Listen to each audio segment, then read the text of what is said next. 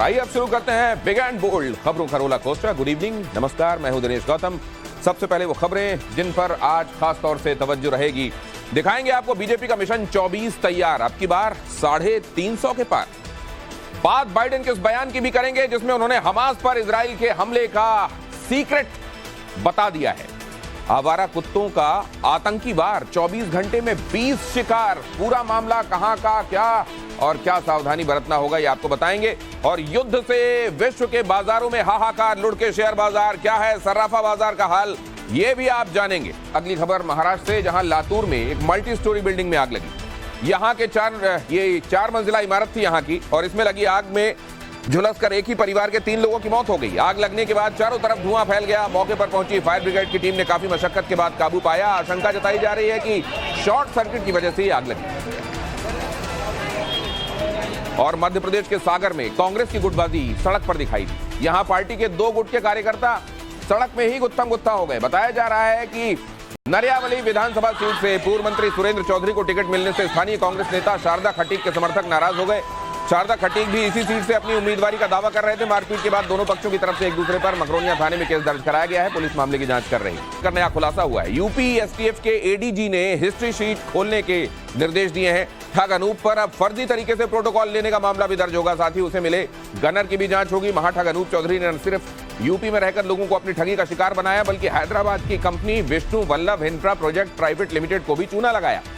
बताया जा रहा है कि हैदराबाद की कंपनी को 250 करोड़ रुपए का लोन दिलाने के बारे में झांसा देकर अनूप चौधरी ने 6 करोड़ रुपए डकार लिए थे। उस तरह का अभ्यास जैसा कि गाजा में जाकर ग्राउंड अटैक करते समय उनको हालात वहां मिलेंगे, मतलब एक मॉक ड्रिल करनी शुरू कर दिया। यहां गाजा में अगर वो जाते हैं तो किस तरीके के हालात उनको देखने को मिलेंगे, ये पहले मैं आपको दिखा देता हूं। सैटेलाइट इमेजेस जो सामने आई हैं वो बता रही है कि खास तौर से जो नॉर्थ गाजा है उसमें हाल क्या है, यहां पर देख लीजिए। ये तस्वीरें बहुत स्पष्ट बता रही हैं। ये उसी जगह का कंपैरिजन है। ये युद्ध से पहले की तस्वीर है और ये युद्ध के बाद की तस्वीर है। एन उसी जगह से होकर सैटेलाइट जब गुजरा, पहले युद्ध के पहले तो उसने ये तस्वीरें ली, और युद्ध के बाद और युद्ध के दौरान ये जो तस्वीरें ली गई हैं वो तस्वीरें आपको यहां पर दिखाई दे रही हैं। ये देखिए कितना बड़ा डिस्ट्रक्शन हुआ इस जगह पर। और ये सीधी अब वो तमाम लोग जो ये कह रहे हैं कि गाजा जो कि एक खूबसूरत जगह हुआ करता था, आज देखिए खंडहर में बदल गया है, उनसे ये सवाल भी पूछे जा रहे हैं। ये एक के बाद एक तस्वीरें मैं आपको दिखा रहा हूं, कंपैरिजन आप करते रहिएगा। ये उसी जगह की तस्वीर है, यहां पर पहले और यहां पर युद्ध के दौरान। ये यही बताता है कि असल में आईडीएफ को उकसाना, इजराइल को उकसाना हमास के लिए तो जो भारी पड़ा सो पड़ा, लेकिन उसने पूरे के पूरे फिलिस्तीन और उसके गाजा वाले हिस्से को किस तरीके से युद्ध की विभीषिका में झोंक दिया। ये चौथी तस्वीर मैं आपके सामने रख रहा हूं, और 5वीं तस्वीर भी आप देख लीजिए, कंपैरिजन में आसानी होगी। नॉर्थ गाजा, ज्यादातर हिस्सा नॉर्थ गाजा का, और ये क्या हालात हो गए हैं देखिए। धुआं हो गया है पूरा गाजा, और अब टनल में घुसकर ग्राउंड अटैक करके हमास को इरेडिकेट किए जाने की तैयारी है। अगली खबर यह है कि अवदीपका पर कब्जा करने के करीब पहुंच चुकी रूस की सेना। ये रूस यूक्रेन के बारे में मैं आपको बता रहा हूं। यहां रूस की सेना को बहुत तगड़ा झटका लगा है। यूक्रेन का दावा है कि इस शहर को हथियाने के लिए रूस हर दिन अपने 30 से 40 सैनिकों की कुर्बानी दे रहा है। रूस ने सैनिकों की छोटी छोटी टुकड़ियां बनाई हैं, चारों तरफ से अवदीपका की तरफ बढ़ रही हैं। यूक्रेन को पता है कि अब रूस को आगे बढ़ने से रोका नहीं जा सकता, इसलिए उसने रूस की कुछ टुकड़ियों पर पूरी ताकत से हमला बोलने की रणनीति बनाई, और इसका असर यह हुआ कि रूस के कई जवान अवदीपका पर कब्जे की कोशिश में मारे जा चुके हैं या जंग के मैदान में जख्मी पड़े हुए हैं, क्योंकि यहां से निकलते हुए यूक्रेन की सेना ने बड़ी तादाद में लैंड माइंस बिछा दी। और अगली अहम खबर यह कि एक तरफ इजराइल की सेना और वहां के तमाम लोग एक भीषण जंग का सामना कर रहे हैं, तो दूसरी तरफ वहां के प्रधानमंत्री बेंजामिन नेतन्याहू के बेटे विदेश में मजे कर रहे हैं। यह दावा इंटरनेशनल मीडिया में किया जा रहा है। नेतन्याहू के बेटे राइस नेतन्याहू की एक तस्वीर सामने आई है जिसमें वो अमेरिका के मियामी के किसी बीच पर नजर आ रहे हैं। इस तस्वीर के सामने आते ही इजराइल के लाखों लोगों और वहां की सेना के एक बड़े धड़े ने नेतन्याहू से सवाल पूछने शुरू कर दिए। लोगों ने कहा कि देश को जंग में झोंकने वाले का बेटा विदेशों में मौज कर रहा है, उसे भी जंग लड़ने के लिए बुलाया जाना चाहिए। आपको बता दें कि इस जंग की शुरुआत में नेतन्याहू की अपने बेटे के साथ एक पुरानी तस्वीर वायरल हुई थी, और कुछ लोगों ने यह अफवाह उड़ा दी थी कि नेतन्याहू ने अपने बेटे को जंग में भेज दिया, जबकि वो तस्वीर 9 साल पुरानी थी। दिल्ली पुलिस ने फेक वीजा स्कैम का पर्दाफाश किया है। वीजा देने के नाम पर ठगी करने वाले 7 लोगों को गिरफ्तार किया गया है। पुलिस के मुताबिक गैंग का सरगना इनामुल हक है। इनामुल का मामा इंडियन मुजाहिदीन का आतंकी दानिश अंसारी है। पुलिस पूरे मामले की टेरर एंगल से भी जांच कर रही है। जम्मू कश्मीर के कुपवाड़ा में सेना ने 2 आतंकवादियों को मार गिराया है। दोनों दहशतगर्द एलओसी पार करने की फिराक में थे। सर्च ऑपरेशन के दौरान सेना की नजर आतंकवादियों पर पड़ी। मारे गए आतंकवादियों के पास से भारी मात्रा में हथियार बरामद किए गए हैं। महाराष्ट्र के बीड जिले में 2 सड़क हादसों में 10 लोगों की मौत हो गई। पहला हादसा उस वक्त हुआ जब मुंबई से बीड की ओर जा रही बस दुर्घटनाग्रस्त हो गई। इसमें 6 लोगों की मौत हुई है। दूसरे हादसे में एम्बुलेंस और ट्रक की टक्कर में 4 लोगों की मौत हो गई। कर्नाटक के चिकबल्लापुर में हुए सड़क हादसे में 12 लोग मारे गए। इस एक्सीडेंट में एक शख्स गंभीर रूप से घायल हुआ है। हादसा उस वक्त हुआ जब एक एसयूवी सड़क किनारे खड़े ट्रक से टकरा गई। गाजियाबाद के मोदीनगर में आवारा कुत्तों ने 24 घंटे के भीतर 20 लोगों को काटकर जख्मी कर दिया। कुत्तों की दहशत की वजह से लोगों ने घरों से निकलना बंद कर दिया है। आज सरकारी अस्पताल में 96 लोग एंटी रेबीज टीका लगवाने पहुंचे, जिनमें 48 लोगों ने पहली डोज लगवाई। कैश फॉर क्वेश्चन मामले में आज लोकसभा की एथिक्स कमेटी की मीटिंग हुई। टीएमसी सांसद महुआ मोइत्रा के खिलाफ शिकायत की जांच कर रही संसदीय समिति के सामने बीजेपी सांसद निशिकांत दुबे ने अपना बयान दर्ज कराया। इसके बाद उन्होंने कहा कि जरूरत होगी तो फिर से कमेटी के सामने पेश हो जाएंगे। महुआ के करीबी रहे एडवोकेट जय अनंत देहाद्री ने भी संसदीय समिति के सामने अपने बयान दर्ज कराए। एथिक्स कमेटी के आरोपों पर सफाई देने के लिए महुआ मोइत्रा को 31 अक्टूबर को बुलाया गया है। मिशन 2024 के लिए बीजेपी एक्शन मोड में आ चुकी है। पार्टी ने चुनावी घोषणा पर काम करना शुरू कर दिया है। 350 का टारगेट सेट करते हुए मैनिफेस्टो के लिए सभी मंत्रालयों से जानकारी मांगी गई है। घोषणा पत्र में राम मंदिर, राष्ट्रवाद, महिला सशक्तिकरण, ओबीसी कमीशन से लेकर गरीब कल्याण को खास तवज्जो दिया गया। सभी मंत्रियों को इसकी डिटेल जल्द से जल्द भेजने के लिए कहा गया है। समन्वय की जिम्मेदारी केंद्रीय मंत्री स्मृति ईरानी को दी गई। बाइडेन ने सीक्रेट बताया, हमास ने अटैक क्यों किया। खबर पर पूरी डिटेल आगे, लेकिन उससे पहले देखिए अशोक गहलोत के बेटे को क्यों मिला ईडी का समन। ईडी ने विदेशी मुद्रा उल्लंघन मामले में राजस्थान के मुख्यमंत्री अशोक गहलोत के बेटे वैभव गहलोत को समन जारी किया। इस पर वैभव ने कहा है कि जैसे ही चुनाव आते हैं उनके साथ ईडी की टीम भी आती है। सीएम गहलोत ने बीजेपी पर उन्हें टारगेट करने का आरोप लगाया है। ईडी ने आज राजस्थान के पूर्व शिक्षा मंत्री और कांग्रेस नेता गोविंद सिंह डोटासरा से जुड़े ठिकानों पर छापेमारी की। डोटासरा पर पेपर लीक मामले में मनी लॉन्ड्रिंग और हवाला के जरिए लेन देन का आरोप है। ईडी के एक्शन पर डोटासरा ने एक्स पर पोस्ट करते हुए सत्यमेव जयते लिखा। राशन वितरण घोटाला मामले में ईडी ने आज पश्चिम बंगाल के वन मंत्री ज्योतिप्रिय मलिक के आवास पर छापेमारी की। इस रेड में ईडी के 8 अधिकारी मौजूद थे, जिन्होंने मंत्री के घर की तलाशी ली। इस मामले में ईडी एक शख्स को पहले ही गिरफ्तार कर चुकी है। ईडी, सीबीआई, इनकम टैक्स की छापेमारी पर कांग्रेस अध्यक्ष मल्लिकार्जुन खड़गे ने मोदी सरकार पर हमला बोला है। एक्स पर पोस्ट करते हुए खड़गे ने लिखा कि राजस्थान में अपनी निश्चित हार को देखते हुए बीजेपी ने अपना आखिरी दांव चला। मोदी सरकार पर तानाशाही का आरोप लगाते हुए खड़गे ने कहा कि कांग्रेस बीजेपी को करारा जवाब देगी। मध्य प्रदेश में कमलनाथ ने छिंदवाड़ा विधानसभा सीट से पर्चा भर दिया है। इस दौरान उन्होंने अयोध्या में निर्माणाधीन राम मंदिर को लेकर बीजेपी पर निशाना साधा। कमलनाथ ने कहा कि राम मंदिर भाजपा का मंदिर नहीं है, पूरे देश और सनातनियों का मंदिर है। गाजीपुर गैंगस्टर मामले में माफिया डॉन मुख्तार अंसारी को दोषी करार दिया गया है। एमपी एमएलए अदालत मुख्तार पर कल सजा का ऐलान करेगी। पर भाग जमाना चाहता है। पोस्ट, लाइक, रील के चक्कर में लोग घंटों सोशल मीडिया पर चिपके रहते हैं। इसका सीधा असर लोगों के स्वास्थ्य पर पड़ रहा है। ये खबर बहुत ध्यान से देखिएगा। International journal of Indian psychology में आई एक रिसर्च क्या बताती है वो मैं अब आपके सामने रखने वाला हूं। ये रिसर्च बताती है कि सोशल मीडिया के इस्तेमाल से लोग मीडिया ट्रायल और फेक न्यूज के शिकार हो रहे हैं। इससे आपकी बॉडी में स्ट्रेस हार्मोन का लेवल बढ़ रहा है। आप डोपामाइन एडिक्ट हो रहे हैं। डोपामाइन ब्रेन में एक हार्मोन है जो न्यूरोट्रांसमीटर के तौर पर काम करता है। यानी सोशल मीडिया आपकी मानसिक सेहत बिगाड़ रहा है। इसके इस्तेमाल से एंग्जाइटी, स्ट्रेस, डिप्रेशन बढ़ रहे हैं। हमारी मेंटल हेल्थ के लिए खतरे की घंटी है। इसके इस्तेमाल से बच्चे पढ़ाई में पिछड़ रहे हैं। इसमें इंसोम्निया यानी नींद ना आने की बीमारी और अकेले रहने की आदत पड़ रही है। सोशल मीडिया के इस्तेमाल में चीन नंबर 1 पर है। यहां करीब 102 करोड़ लोग सोशल मीडिया का इस्तेमाल करते हैं, जिनका 2027 तक 121 करोड़ हो जाने का अनुमान है। और इसके बाद हमारे देश का नंबर आता है। भारत में 75 करोड़ लोग सोशल मीडिया का इस्तेमाल करते हैं। 2027 तक यह आंकड़ा 117 करोड़ पहुंचने का अनुमान है। इसके बाद तीसरे नंबर पर अमेरिका है, जहां 30 करोड़ लोग सोशल मीडिया का इस्तेमाल करते हैं। 2027 तक यह आंकड़ा 32 करोड़ तक पहुंचने का अनुमान है। जिन सोशल मीडिया प्लेटफॉर्म्स पर सबसे ज्यादा लोग चिपकते हैं उनमें सबसे ऊपर फेसबुक है, जिसका हर महीने करीब 299 करोड़ लोग इस्तेमाल करते हैं। और इसके बाद व्हाट्सएप और इंस्टाग्राम का नंबर है। हर महीने करीब 200 करोड़ लोग व्हाट्सएप और इंस्टाग्राम का यूज करते हैं। सेहत पर पड़ने वाला ये जो प्रभाव है, इसी की वजह से अमेरिका में कई स्टेट्स ने तो मेटा को नोटिस जारी करके कहा है कि इतना बुरा असर लोगों के स्वास्थ्य पर पड़ रहा है। तुम बताओ तुम्हारी तैयारी क्या है। आगे आपको दिखाने वाला हूं रामलला के दर पर Kangana Ranaut.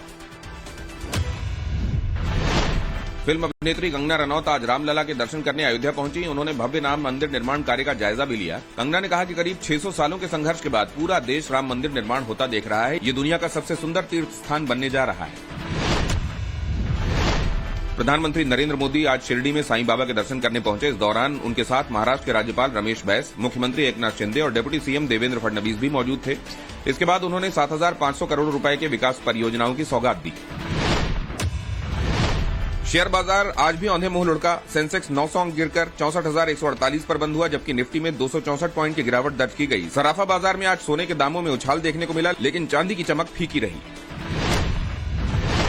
Big boss OTT 2 के विजेता एल्विश यादव से रंगदारी मांगने वाले को गुरुग्राम पुलिस ने गिरफ्तार कर लिया है। शाकिर नाम के शख्स ने एल्विश से 1 करोड़ रुपए की रंगदारी मांगी थी। रुपए नहीं देने पर शाकिर ने एल्विश को जान से मारने की धमकी दी थी। कुछ देर पहले यूपी कांग्रेस के अध्यक्ष अजय राय आजम खान से मिलने सीतापुर जेल पहुंचे। आजम खान से उनकी मुलाकात नहीं हो पाई, लेकिन अखिलेश यादव की टेंशन जरूर बढ़ गई। ऐसी ही टेंशन हैदराबाद में असदुद्दीन ओवैसी के चेहरे पर भी है। ओवैसी राहुल पर लगातार अटैक कर रहे हैं। यूपी और तेलंगाना दोनों आपस में कनेक्टेड हैं और इसका सेंटर पॉइंट मुसलमान। सवाल इस बात का है कि मुसलमान चुनावों में क्या करेगा? मुसलमानों का वोट एक मुश्त पड़ेगा या फिर ओवैसी, राहुल और अखिलेश में मुस्लिम वोट का बंटवारा होगा? देश के 14% मुसलमान क्या सोच रहे हैं? कहां कहां प्रयोग किया जा रहा है? इस रिपोर्ट से समझिए।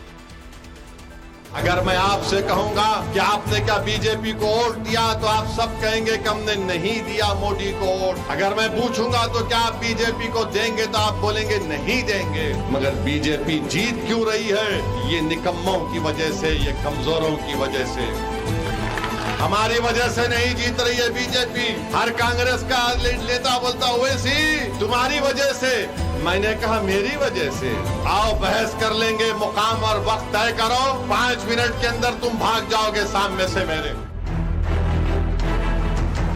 हैदराबादी भाईजान फिर से फायर हैं।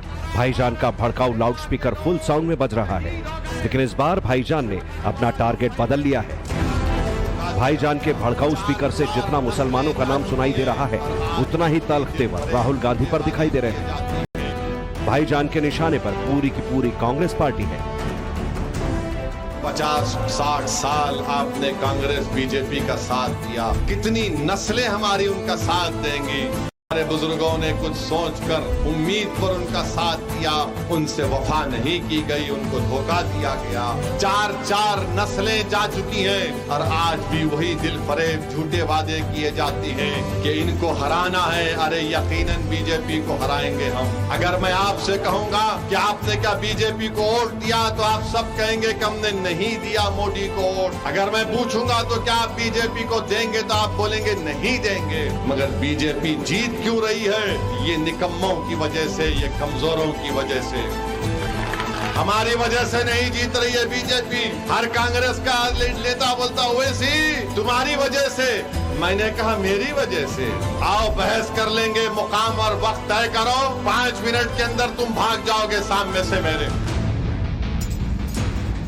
मोदी करने वाले ओवैसी अब कांग्रेस पर फायर हैं। राहुल भी ओवैसी का खुलकर काउंटर कर रहे हैं। चुनावी मजलिसों से लेकर सोशल मीडिया पर जंग छिड़ी है। ओवैसी कांग्रेस को और कांग्रेस ओवैसी को बीजेपी की बी टीम बता रहे हैं। लेकिन सवाल ए और बी टीम का नहीं, सवाल इस बात का है कि आखिर भाईजान की ज़बान पर राहुल का नाम क्यों चढ़ा है? राहुल को ओवैसी, ओवैसी को राहुल से अचानक दिक्कत क्यों हो गई है? तो इसका जवाब है मुसलमान। ये वो शब्द है जिससे एंटी मोदी पॉलिटिक्स करने वाले लीडर्स की पूरी दुकान चलती है। ओवैसी और राहुल के बीच लड़ाई इसी मुस्लिम वोट बैंक की है, देश के मुसलमानों का मसीहा बनने की है। मुस्लिम वोट बैंक की पॉलिटिक्स का एक बड़ा प्रयोग यूपी में भी हो रहा है। यूपी कांग्रेस के प्रेसिडेंट अजय राय एसपी नेता आजम खान से मुलाकात करने के लिए सीतापुर जेल पहुंच गए। ये वही कांग्रेस के प्रेसिडेंट अजय राय हैं जिनकी समाजवादी पार्टी के मुखिया अखिलेश यादव से तू-तू मैं चल रही है।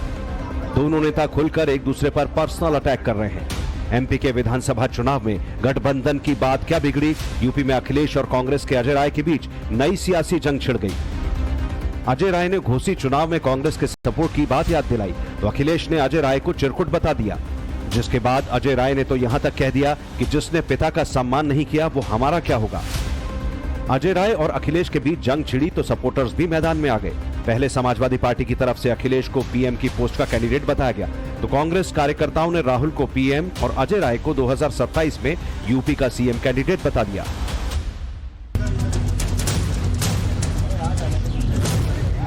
अजय राय आजम से मिलने के लिए पूरे लाव लश्कर के साथ पहुंचे। कैमरा, काफिला और कार्यकर्ता की भीड़ के साथ पहुंचे। लेकिन अजय राय को आजम से मुलाकात का मौका नहीं मिला। मुलाकात करने आए। निश्चित तौर से हम आज इंसानियत मानवता जो सबसे बड़ी चीज है, इंसानियत मानवता के नाते हम लोग आजम खान साहब से मिलने आए हैं। जिस तरीके से भारतीय जनता पार्टी की सरकार इनके परिवार और इनको प्रताड़ित कर रही है, परेशान कर रही है, आज पूरी कांग्रेस पार्टी आज हम आए हैं इनको यहाँ पर संबल दें और ये निश्चित तौर से दुख की घड़ी में हम उनके साथ खड़े हैं। अजय राय की आजम से मीटिंग क्यों नहीं हो पाई, इसके पीछे दो तरह की थ्योरी सामने आ रही है। पहली ये कि आजम खान ने किसी भी राजनीतिक पार्टी के नेता से मिलने से इनकार कर दिया, और दूसरा कारण जेल मैनुअल। जेल मैनुअल के हिसाब से 15 दिन में आजम से 2 मुलाकात हो सकती है। बुधवार को आजम के बेटे अदीब ने उनसे मुलाकात की, मतलब आजम के पास अब सिर्फ एक मीटिंग का टाइम है। यह मीटिंग परिवार के लिए सिक्योर रखी गई है। अजय और आजम के बीच मीटिंग नहीं हुई, लेकिन अखिलेश भड़के हुए हैं। अखिलेश ने कहा कि आजम से सबको मिलना चाहिए, लेकिन कांग्रेस के लोग तब कहां थे जब आजम खान को फंसाया जा रहा था। कांग्रेस के नेता भी आजम को फंसाने में लगे थे। पॉलिटिक्स में जो दिखता है बात बस उतनी ही नहीं होती। यूपी में भी वही हो रहा है। आजम से अजय राय की मीटिंग हो या ना हो, इससे कांग्रेस को बड़ा फर्क नहीं पड़ता। कांग्रेस का असल एजेंडा यूपी का मुसलमान है। मोटिव मुस्लिम वोट बैंक की ठेकेदारी का है। इसके पहले भी आपने देखा होगा, चाहे वो ओम्भा सोनभद्र की घटना हो, चाहे उन्नाव की घटना हो, चाहे लखीमपुर खीरी की घटना हो, चाहे वो हाथरस की घटना हो, हर जगह हमारे कांग्रेस के नेता प्रियंका जी, राहुल जी हर जगह खड़े रहे। तो निश्चित तौर से हम लोग कांग्रेस के सिपाही हैं। आजम खान साहब के ऊपर लगातार अत्याचार अन्याय हो रहा है। उनके पूरे परिवार को इस सरकार ने प्रताड़ित करके रखा हुआ है। उनकी वाइफ को बंद कर रखा है रामपुर में, उनके बच्चे को हरदोई में बंद कर रखा है, इनको सीतापुर में। हम लोग उनसे मिलने आए हैं और निश्चित तौर से अपनी पूरी कांग्रेस पार्टी की जो ताकत क्षमता है वो उनके साथ खड़ी है और ये हम उनको आज यहाँ पे संबल प्रदान करने, ताकत प्रदान करने। मुसलमान कभी भी बीजेपी का कोर वोटर नहीं रहा। मोदी के आने से पहले भी और मोदी के आने के बाद भी बीजेपी के मुस्लिम वोट के मीटर में कोई बड़ा बदलाव नहीं आया। लेकिन मुस्लिम वोट पॉलिटिक्स में मैटर करता है। चुनाव चाहे विधानसभा का हो, लोकसभा का हो या फिर पंचायत और निकाय चुनाव, मुसलमानों का वोट हर इलेक्शन में एक मुश्त पड़ता है। मुस्लिम वोट बीजेपी के विरोध में पड़ता है। मुस्लिम वोट पूरी तरह से पोलराइज होता है। ये वोट उसको ही मिलता है जिसमें बीजेपी को हराने की ताकत होती है। जहां मुस्लिम वोटर को लगता है कि रीजनल पार्टी ज्यादा पावरफुल है, वहां वो उसे वोट देता है। लेकिन जहां बीजेपी और कांग्रेस की सीधी टक्कर होती है, मुस्लिम वोट कांग्रेस के खाते में जाता है। यूपी में मुसलमानों की आबादी करीब 20% है। यूपी में मुसलमानों की जनसंख्या करीब 3 करोड़ 84 लाख है। यूपी की 29 मुस्लिम सीटों पर मुसलमान जीत हार तय करता है। यूपी में सियासी जमीन तलाश रही कांग्रेस इन्हीं मुसलमानों को अपना मैसेज देना चाहती है। आजम के नाम पर मुसलमानों को अपने झंडे के नीचे लाना चाहती है। समाजवादी पार्टी के मुस्लिम वोट बैंक में सेंध लगाना चाहती है। आजम खान समाजवादी पार्टी के सबसे बड़े नेता हैं। आजम मुलायम के टाइम से ही समाजवादी पार्टी के लिए मुस्लिम वोट की गारंटी है। आजम मुलायम के MY वाले फॉर्मूले का M है, मतलब मुस्लिम, और यादव के सियासी फॉर्मूले का वो मुसलमान है। मुस्लिम वोट बैंक का फॉर्मूला कांग्रेस कर्नाटक के चुनाव से लेकर आई है। कर्नाटक में बीजेपी की हार के वैसे तो कई कारण हैं, लेकिन सबसे बड़ा रीजन मुस्लिम वोटर्स का पोलराइज होना है।